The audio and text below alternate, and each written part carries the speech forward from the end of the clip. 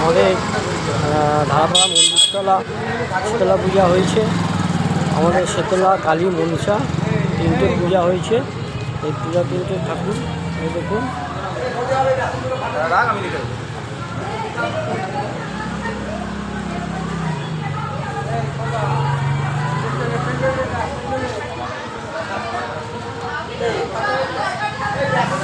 বাবা গোপেশ্বরের মন্দির আছে।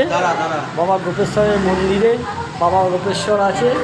এই যে আমার পাশে বাবা গোপেশ্বর, এই যে বাবা গোপেশ্বর মসজিদের পাশে এই যে মা শীতলা কালী মনসা তিনটে মায়ের পুজো হয়েছে গাইস। এই যে মায়ের মন্দির আমাদের, এই যে এটা জ্যৈষ্ঠ মাসে পুজো হয়। এই যে গাইস এই আমাদের মন্দির।